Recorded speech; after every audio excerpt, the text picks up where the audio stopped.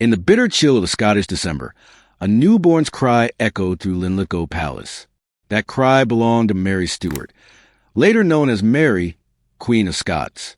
Born on December 8, 1542, to King James V of Scotland and his French wife, Mary of Guise, the infant queen was thrust into a political storm before she could even open her eyes to the world. Her father, weak and defeated from recent battles, died just 6 days after her birth. Legend has it he uttered a prophetic phrase on his deathbed. It came at a lass, and will go at a lass, referring to the Stuart dynasty. Scotland, indeed, had a queen, but she was no older than a week. Mary's early reign was not one of royal processions or decisive rule. It was a scramble for control. Scotland was fragmented. Nobles battled for influence. England eyed the throne with suspicion, and France extended its protective arm.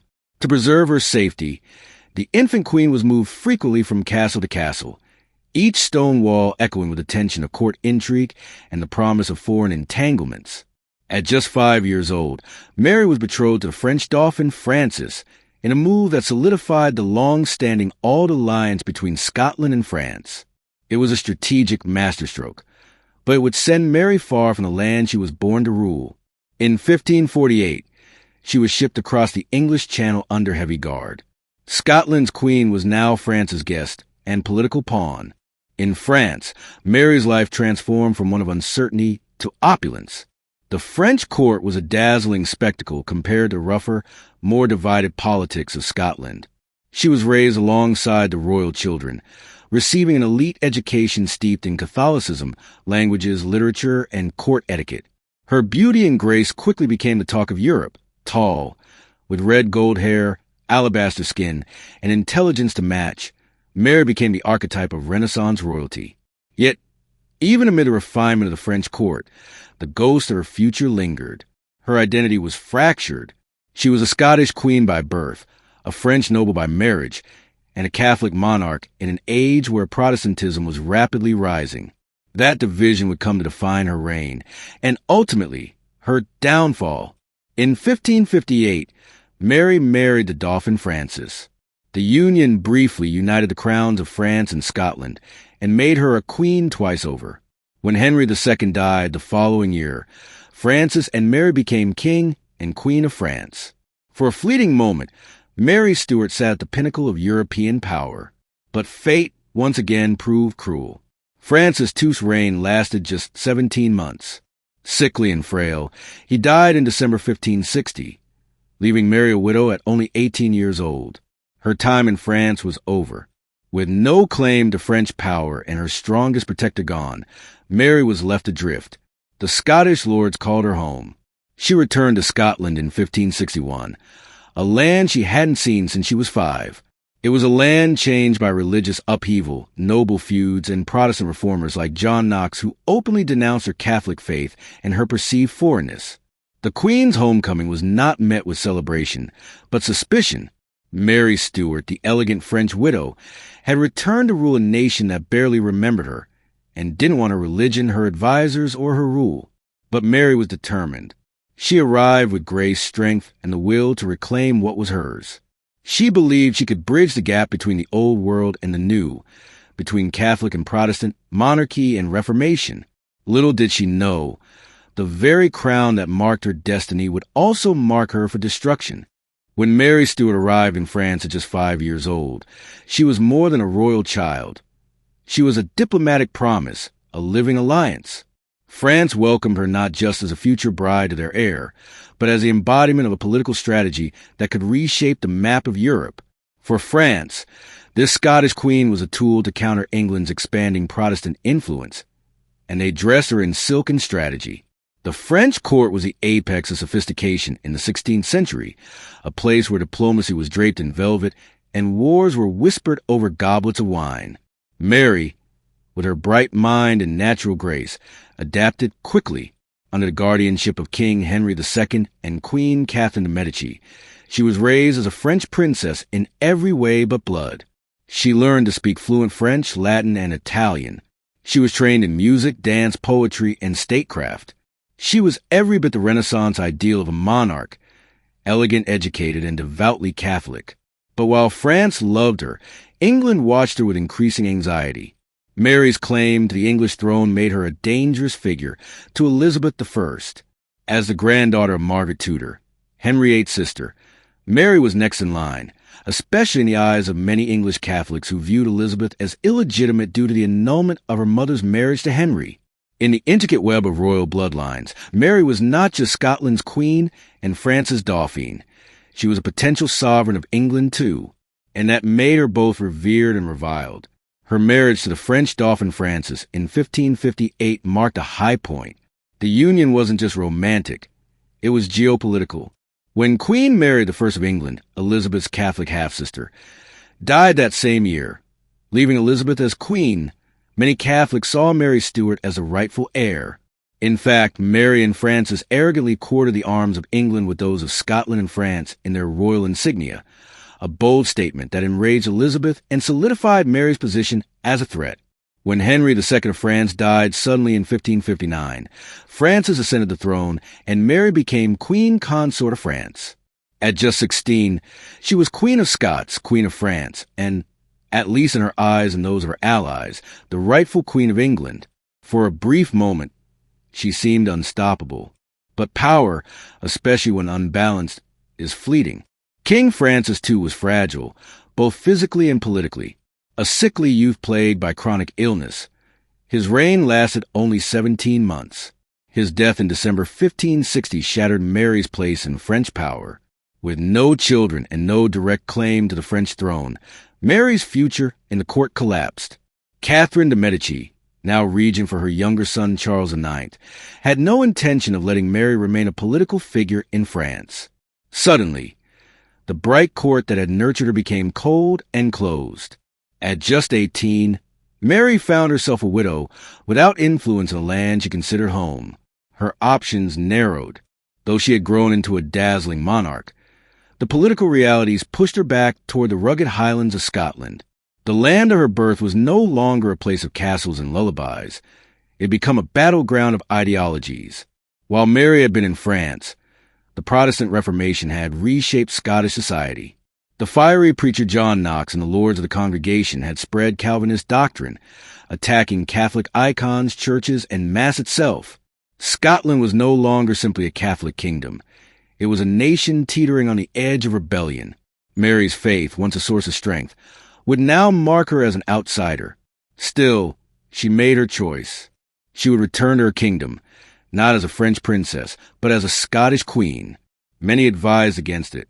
She was young, a widow, and a Catholic stepping into a nation with a Protestant heartbeat. But Mary believed she could rule with tolerance and unity. Her time in France had taught her diplomacy, grace, and the power of soft influence.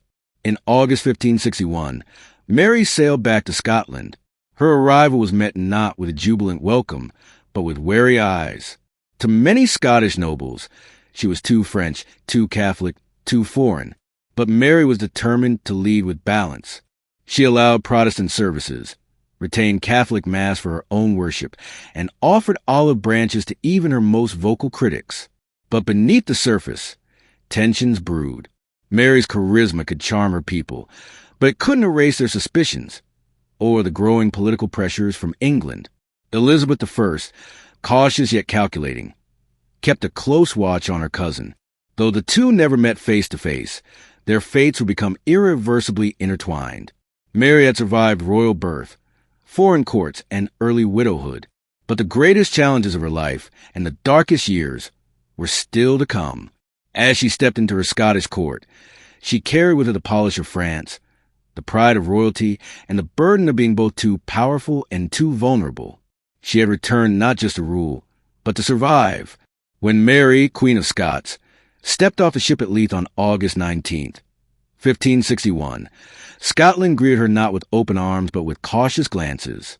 She was only 18, a widow from a foreign land, raised in a French Catholic court, and now returning to a country that had, in her absence, transformed into a hotbed of Protestant reform and civil unrest.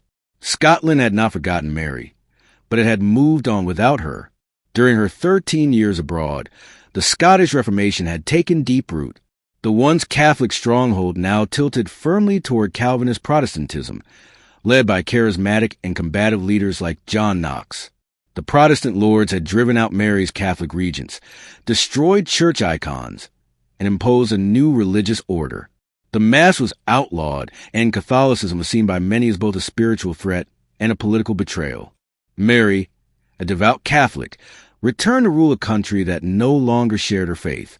Her first task was not one of command, but of negotiation.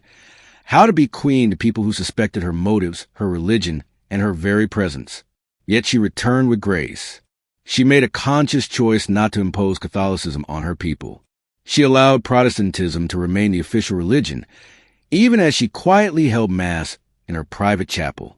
It was a dangerous balancing act, one that infuriated zealots like Knox and worried her advisors, but it earned her a degree of cautious respect. Her tolerance was radical in a time of religious absolutism. Still, Mary's reign was not secure. Her half-brother, James Stuart, the Earl of Moray, was a powerful Protestant noble and became one of her key advisors.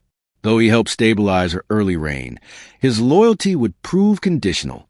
Mary's Privy Council was filled with nobles more loyal to their own interests than to the crown. Many of them eyed her throne, or at the very least, sought to shape her rule from the shadows. Mary's charisma was undeniable. She spoke with intelligence, carried herself with elegance, and appealed to many with her vision of peace between factions. She held court with grace and attempted to bridge the divide between Catholic and Protestant, between sovereign and subject. But in Scotland, charm was rarely enough. The country was fractured, and the lords who held real power were used making decisions without a monarch's interference. Then came the question of marriage. A queen without a king was vulnerable, politically, militarily, and diplomatically. Mary's marriage would decide not just her future, but the future of Scotland and perhaps England as well. Elizabeth I, ever the strategist, feared Mary's potential alliances. Any union that strengthened her claim to the English throne would be viewed as a direct threat.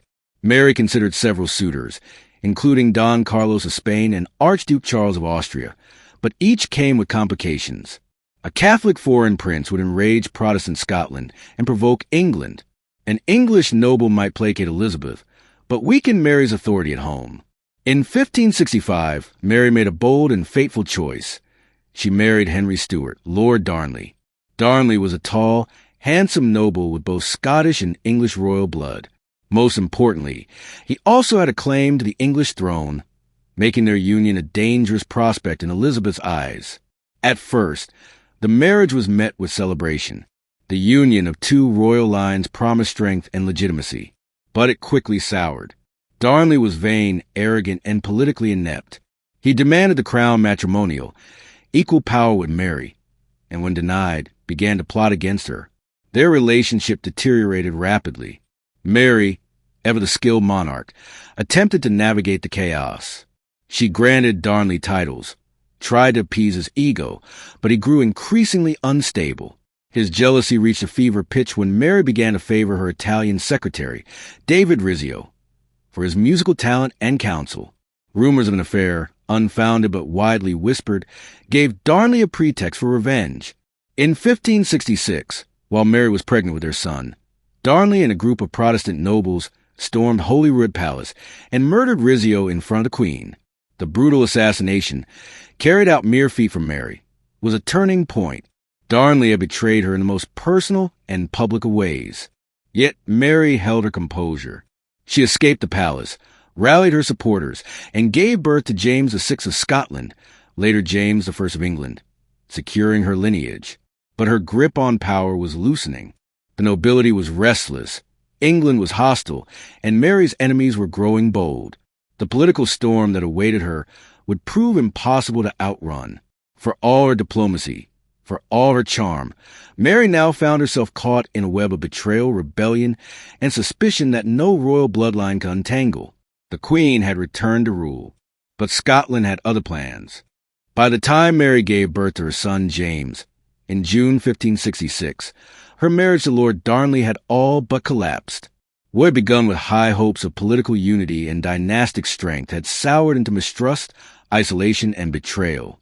Darnley's murder of Mary's secretary, David Rizzio, had crossed a line, one that Mary would never forget and the Scottish court would never ignore. Despite the gravity of his crime, Mary attempted to reconcile with Darnley. It was a calculated move. She needed to maintain the appearance of unity, if not for love, then for survival. The birth of their son secured the royal succession, but the Queen's political foundation was shaking. The nobles who had supported Darnley were now distancing themselves, and Mary, once a symbol of graceful rule, was now surrounded by whispers. Lord Darnley had become a liability, and in the ruthless world of 16th century politics, liabilities were often removed, quietly or violently. In early 1567, Mary arranged for Darnley to recover from illness in a house known as Kirk O'Field, just outside Edinburgh. She visited him frequently, giving the impression of reconciliation. But behind the scenes, tensions were escalating. One name began to rise among Mary's closest advisors: James Hepburn, Earl of Bothwell. Bothwell was everything Darnley was not: decisive, daring, and battle-hardened.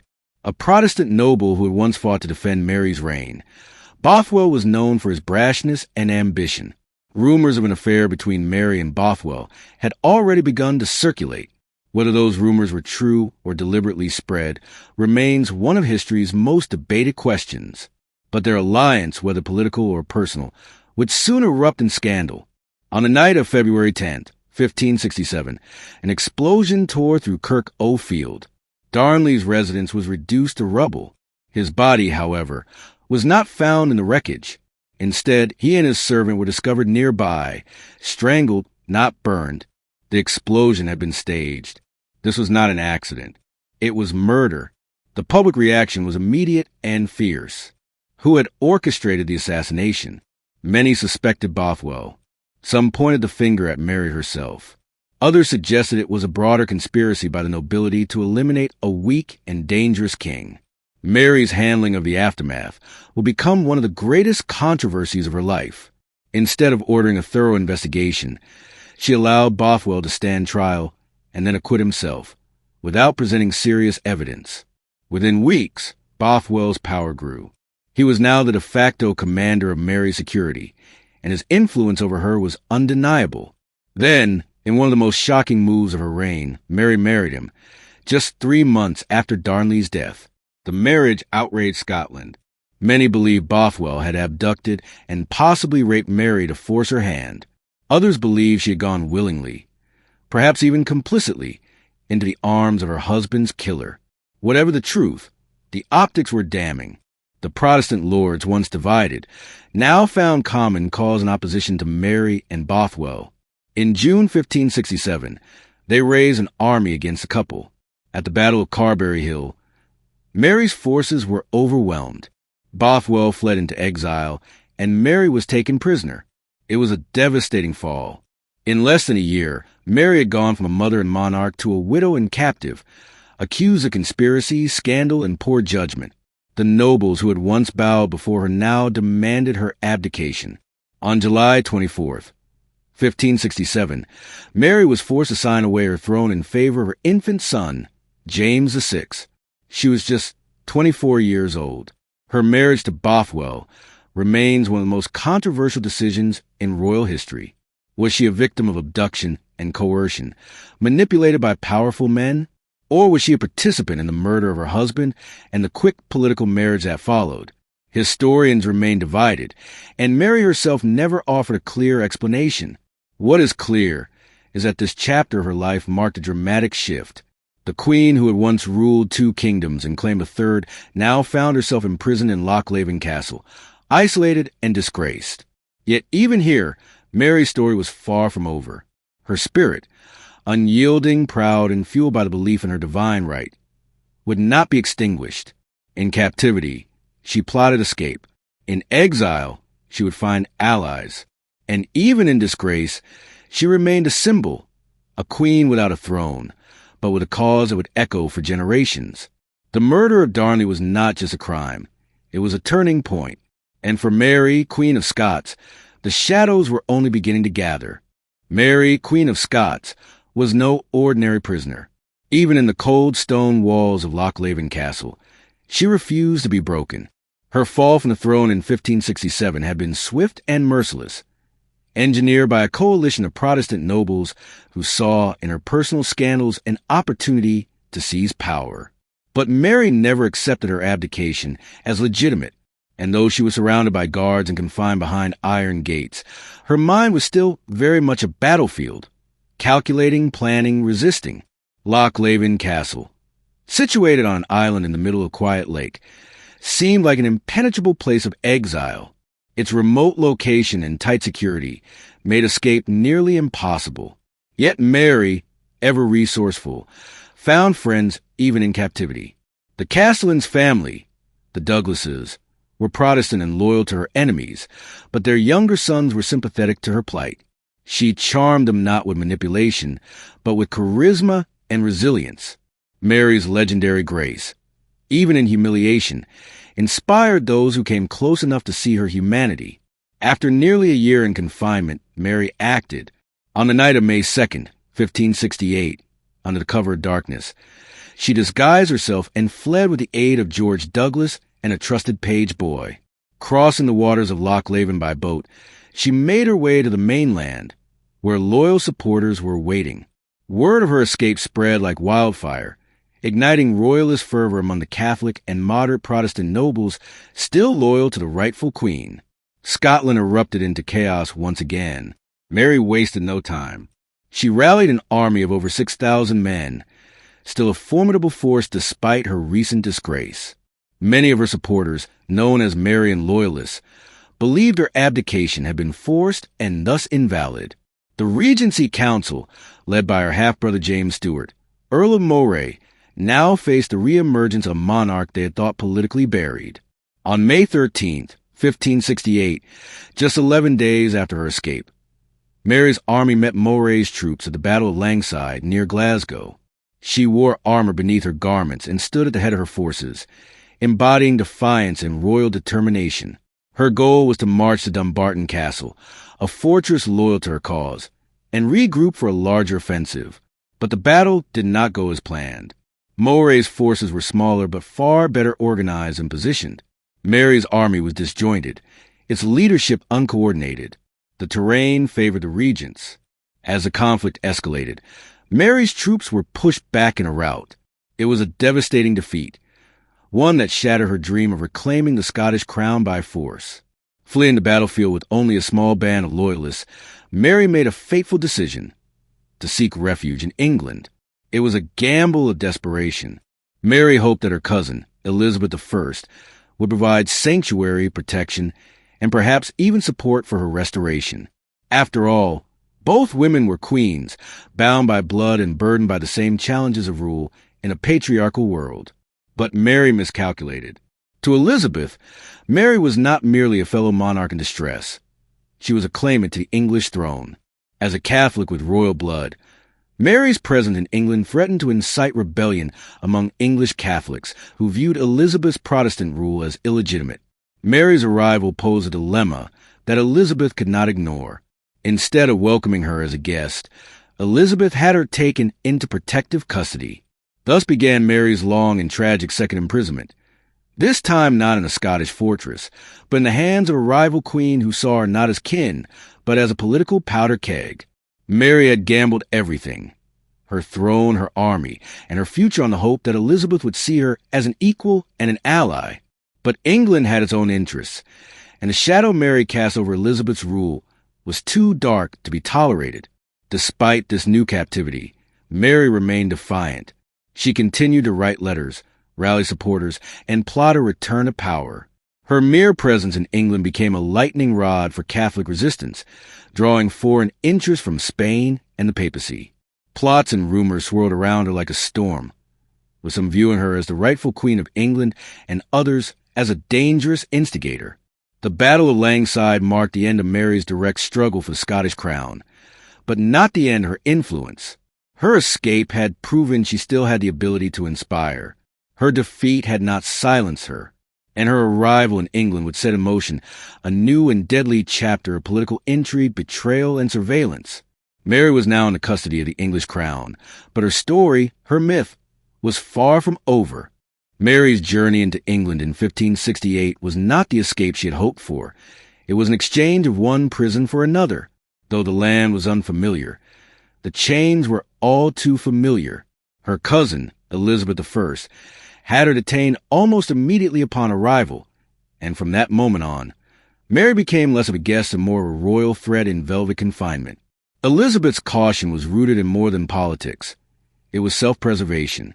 Mary, Queen of Scots, had a compelling claim to the English throne. As a great-granddaughter of Henry VII, her bloodline was stronger in the eyes of many Catholics than Elizabeth's, whose legitimacy was questioned due to her mother and Boleyn's controversial marriage to Henry VIII. To many English Catholics, Elizabeth was a heretic and Mary the rightful queen. Mary's arrival sparked immediate unrest among English nobles, especially those who leaned Catholic. Elizabeth's advisors warned her. Mary was a spark in a dry field, too dangerous to be free, yet too royal to be disposed of without scandal. Thus began nearly 19 years of house arrest, marked by luxury on the surface and suffocation underneath. She was moved frequently from one grand estate to another, Carlisle, Bolton Castle, Tutbury, and eventually Chartley and Fotheringhay. Each location was a gilded prison, appointed with servants, but surrounded by spies. She was allowed ladies-in-waiting and private worship, but no contact with the outside world that wasn't first intercepted, scrutinized, and copied by Elizabeth's watchful ministers. Chief among them, Sir Francis Walsingham. Mary believed her imprisonment unjust and protested bitterly through letters to European monarchs, pleading her case to the Pope, to the King of France, and to anyone who would listen. She styled herself as a martyr queen, persecuted not only by Elizabeth, but by Protestantism itself. In doing so, she inspired Catholic sympathies across the continent. Her position as both a former queen and a current prisoner elevated her status in the eyes of her fellow Catholics, many of whom began to see her not just as a victim, but as a potential savior. The idea of rescuing Mary and placing her on the English throne was not just idle fantasy. Over the years, it gave rise to a series of plots, each more desperate and dangerous than the last. The Ridolfi plot in 1571 aimed to marry Mary to the Duke of Norfolk and overthrow Elizabeth. Though foiled, it led to Norfolk's execution and increased pressure to eliminate Mary altogether. Then came the Throckmorton plot in 1583, which involved Spanish and papal backing for an invasion of England and Mary's installation as queen. This plot unraveled as well, but the noose around Mary's fate began to tighten. Despite her isolation, Mary remained politically active, corresponding through secret letters often smuggled in through coded messages, concealed in beer barrels or sewn into clothing. But this cloak-and-dagger diplomacy only gave Elizabeth's court more cause to surveil her more intensely. Sir Francis Walsingham, Elizabeth's spymaster, ran an intricate web of informants. He knew that if he could catch Mary involved in a plot against the Queen, the public, and Parliament, might finally sanction her execution. That moment would come, but not before years of slow, methodical manipulation. Meanwhile, Mary's health began to decline. Years of stress, poor living conditions, and limited exercise took their toll. She suffered from arthritis and intermittent illness, yet never gave up the title of Queen of Scots. She continued to wear the royal signature on her letters, Marie R. in her heart. She was never a prisoner. She was a queen unjustly detained, still waiting for the wheel of fortune to turn in her favor. But time was not on her side. As the Catholic threat in England grew, so did Elizabeth's paranoia. Her counselors pressed her for decisive action. Elizabeth herself remained torn, reluctant to shed the blood of a fellow monarch, especially one so closely tied to her by family and fate. Yet Mary's presence in England remained a dangerous liability. Her very existence gave heart to rebellion, and her voice, though locked away, still echoed through Europe. Every day she remained alive was a day Elizabeth's crown sat less securely. It was not steel bars that held Mary captive, but politics. It was not the will of Elizabeth alone that kept her imprisoned, but the weight of a kingdom built on fragile stability. Mary waited for freedom, for absolution, for revenge.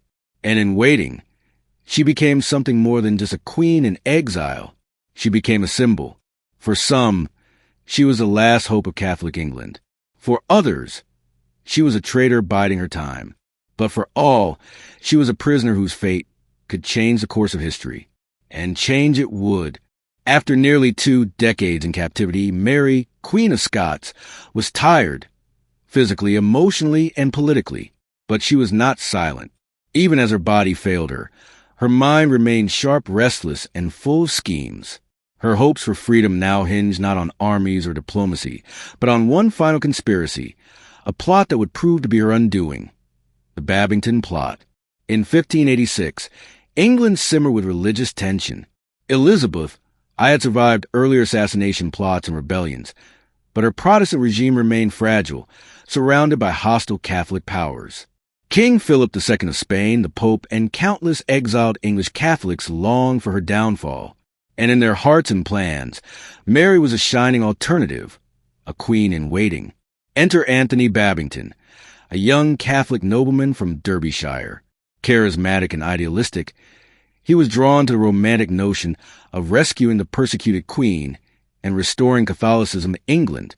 Along with a small group of like-minded conspirators, Babington devised a bold plan: assassinate Elizabeth I, free Mary, and place her on the English throne. It was daring, reckless, and doomed.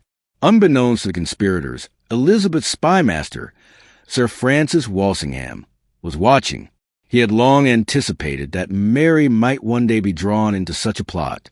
In fact, he had laid the groundwork for it. Through double agents and a carefully orchestrated trap, Walsingham created a system to intercept Mary's secret correspondence. Using a cipher and a clever method of hiding letters inside beer barrels, Mary believed she was communicating safely with her allies, but every word she wrote was being read by her enemies. The final, fatal blow came in July 1586, when Mary responded to a letter from Babington outlining the plot. In her coded reply, she seemed to endorse the plan to assassinate Elizabeth, provided that the rescuers ensured her safety and liberation. While she never explicitly ordered the murder, her approval of the uprising was enough for Walsingham. It was the evidence he had been waiting for. Walsingham acted swiftly. The conspirators were arrested and tortured. Under duress, they confessed their roles and revealed the correspondence with Mary. The letters, decoded and authenticated, were presented to Elizabeth and her council as proof of Mary's guilt. Mary, shocked and perhaps betrayed by her own desperation, insisted she had not meant to endorse violence. But the damage was done. For years, Elizabeth had resisted calls to execute Mary, fearing the precedent and the political backlash. But now, with irrefutable proof that Mary conspired against her, the Queen of England could no longer ignore the threat. In October 1586, Mary was put on trial at Fotheringhay Castle. It was an extraordinary event, one queen judged by the court of another. Mary argued that as a sovereign monarch, she could not be tried under English law. She denied sanctioning Elizabeth's assassination and claimed entrapment by Walsingham. Her eloquence and composure during the proceedings were remarkable, even as she realized her fate had already been sealed. She was not allowed legal counsel. She was not allowed to see the evidence in full. But still, she defended herself with poise, dignity, and fire. "Let my actions be weighed by God," she declared, "for men are swayed by power and politics." Despite the irregularities of the trial, the outcome was inevitable. Mary was found guilty of complicity in the plot to assassinate Elizabeth. Parliament pressed for her execution, and although Elizabeth hesitated, fearful of the divine consequences of killing a fellow queen, she eventually signed the death warrant. But even then, Elizabeth wavered. She tried to distance herself from the decision, suggesting to her courtiers that they delay or even conceal the warrant. She wanted Mary gone, but she feared being remembered as the monarch who killed another anointed sovereign. It was a political and moral crisis unlike any other in Elizabeth's reign. Eventually, the war was carried out without further delay, and Elizabeth later claimed she had been misunderstood, that the execution had gone ahead against her will. But history is not kind to ambiguity, and Mary's death would mark one of the most haunting chapters in Elizabeth's rule. The Babington Plot had begun as a desperate dream to change the future of England. Instead, it ended the life of one of history's most tragic queens. For Mary, it was a final betrayal, not just by conspirators or enemies, but by hope itself. Her execution would follow, but in this final act of conspiracy and surveillance, Mary was transformed yet again, from prisoner to martyr, from queen to legend. The day was February 8th, 1587, a day etched into history as the final chapter of Mary, Queen of Scots. After nearly 2 decades of imprisonment, political intrigue, and failed hopes, her life was brought to a tragic and unforgettable close. Fotheringhay Castle, the site of Mary's trial and imprisonment, became the stage for her execution. The great halls, which had witnessed plots and power plays, now bore silent witness to a queen's last moments. Mary was prepared to face death with the dignity and courage that had marked much of her life. Though many around her feared she would break under the weight of her fate, Mary remained composed, resolute, and poised until the very end. On the morning of her execution, Mary dressed in a gown of crimson, a color symbolizing both her royal status and the blood she was about to shed. She wore a veil over her face, a final act of grace and modesty. It is said that her attendants had to hold her hands to steady her as she approached the scaffold, but Mary herself projected calmness and strength. Her execution was not only a political act, it was a spectacle charged with religious and symbolic meaning. Mary was a Catholic martyr in the eyes of many, and her death deepened the divisions between Protestants and Catholics across Europe. Before the executioner's axe fell, Mary delivered a final speech. She proclaimed her innocence regarding the accusations of plotting against Elizabeth and forgave those who condemned her. Her words were measured, heartfelt, and designed to preserve her legacy as a queen who had suffered unjustly. "I am the martyr of the people, the victim of the times, and a servant of God," she declared. The executioner's blow was swift, but not without error. Accounts say the first strike did not sever her head completely, requiring a second blow. Despite the physical trauma, Mary's death was seen as a powerful moment of courage and martyrdom. Her execution sent shockwaves throughout Europe. Catholic monarchs mourned the loss of a royal figurehead, while Protestant leaders breathed a sigh of relief at the removal of a dangerous rival. The event hardened the religious and political fault lines of time. For Elizabeth I, the execution was a bitter necessity, a decision that haunted her conscience for the rest of her life. While it ended the immediate threat Mary posed, it also cemented Elizabeth's reign as one forged through blood and betrayal. Mary's death also sparked numerous legends and myths that endure to this day. Some tales speak of her final prayers and last-minute acts of faith. Others highlight the tragic irony of 2 queens so closely related yet so bitterly opposed. The execution did not end Mary's influence. Instead, it immortalized her as a symbol of resistance, tragedy, and the complexities of monarchy in a fractured Europe. Her story continues to captivate historians, artists, and storytellers centuries later. Her life, marked by passion, power, captivity, and ultimately sacrifice, remains a compelling saga of a queen caught between worlds and torn by the shadows of politics and faith. Though Mary, Queen of Scots, met a tragic end on the scaffold, her story did not die with her.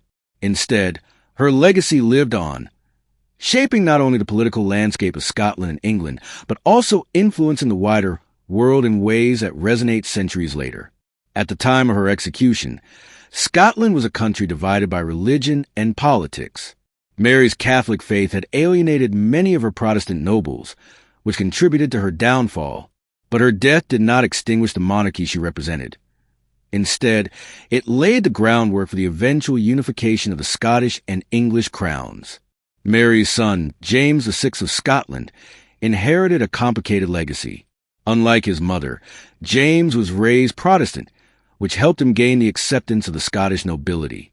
More importantly, after Elizabeth I died childless in 1603, James succeeded her as James I of England, uniting the 2 kingdoms under one monarch for the first time. This union would dramatically alter the course of British history. In a profound way, Mary's life and death paved the way for James's peaceful accession to the English throne. Though Mary had been a rival and threat to Elizabeth, her bloodline ultimately provided a legitimate link that James used to claim England's crown. Her legacy was thus entwined with the creation of what would become the United Kingdom. But Mary's influence was not limited to politics. She became a powerful symbol for Catholics across Europe. To many, she was a martyr who had suffered at the hands of Protestant oppression. The Catholic Church beatified her in 1886, recognizing her enduring spiritual legacy. Her story was celebrated in literature, art, and music, painting her as a tragic heroine caught between faith and politics. Mary's tragic fate also served as a cautionary tale about the dangers of divided loyalties and religious conflict. Her life demonstrated how personal ambition, religious conviction, and political rivalry could intertwine to devastating effect. Monarchs after her time will remember her story when navigating the delicate balance between power and mercy. Furthermore, her life inspired countless works of drama and fiction. From Schiller's play Mary Stuart to Donizetti's opera Maria Stuarda, artists have explored the themes of betrayal, loyalty, and royal duty through a tragic narrative. Her story captivates audiences because it combines the grandeur of monarchy with the intimate struggles of a woman fighting for survival. In Scotland, Mary remains a complex figure. Sometimes celebrated as a martyr and queen, sometimes criticized for her mistakes and perceived failures. Statues and monuments commemorate her life, and annual events remember her impact. She is woven deeply into the national identity, symbolizing both the glory and the tragedy of Scotland's past. In England, her legacy is more ambivalent. Elizabeth I's long reign overshadowed Mary's memory for centuries, but historians have increasingly recognized the importance of Mary's role in shaping political and religious conflicts of the era. Her story remains a key chapter in the narrative of Tudor and Stuart history. Globally, Mary's story resonates because it speaks to universal themes: power and vulnerability, faith and betrayal, captivity and freedom. Her life reminds us of the fragile nature of leadership and the enduring impact of choices made in the shadow of history. Ultimately, Mary, Queen of Scots, left behind more than just a bloodline or a throne. She left a legacy of complexity and contradiction, a life marked by ambition and tragedy, resilience and sacrifice. Her shadow lingers still, inviting us to ponder the cost of power and the price of destiny. Mary, Queen of Scots, is one of history's most captivating figures. Her life a blend of glamour and tragedy, power and imprisonment, love and betrayal. Even centuries after her death, the fascination with her story refuses to fade. But why does Mary continue to captivate historians, artists, and audiences around the world? First, Mary's life is a dramatic narrative filled with all the elements of a timeless tragedy. Born into royalty, she was thrust into a turbulent world as a child queen, a foreign monarch, and a prisoner in her own land. Her life was shaped by complex political intrigues, dangerous alliances, and personal heartbreaks. From her early reign in Scotland to her final days under house arrest in England, her story unfolds like a Shakespearean drama, a queen caught between destiny and doom. Second, Mary's identity as a woman in a male-dominated world adds a powerful layer to her story. She navigated a realm of kings, nobles, and religious leaders with strength and intelligence. Yet, she was constantly undermined by the politics of gender, suspicion, and power. Her captivity and execution reflect not only political conflicts, but also the struggles faced by women in positions of authority. This resonates with modern audiences who continue to explore issues of gender and power. Third, the religious conflicts that define Mary's era continue to fascinate because they highlight the profound impact of faith on politics and personal lives. Mary's Catholicism made her a symbol of resistance for many, but also a target of suspicion and persecution. Her life and death reveal how religion can unite, divide, and destroy, lessons that remain relevant in our own time. Mary's legacy also lives on in the enduring myths and mysteries that surround her. From rumors of secret pregnancies to the legend of her lost jewels, from the question of her true guilt in various plots to the symbolism of her final words, Mary's story invites endless speculation. These mysteries fuel books, films, TV series, and even conspiracy theories, keeping her memory alive in popular culture. Moreover, Mary's story prompts reflection on the nature of justice and mercy. Her trial was marked by injustice and political maneuvering, yet her execution raised questions about the morality of killing a fellow monarch. Elizabeth I's hesitation and the public's reaction reveal the deep tensions between law, power, and conscience. This complexity challenges us to think critically about leadership and the use of power. Her life also teaches us about resilience.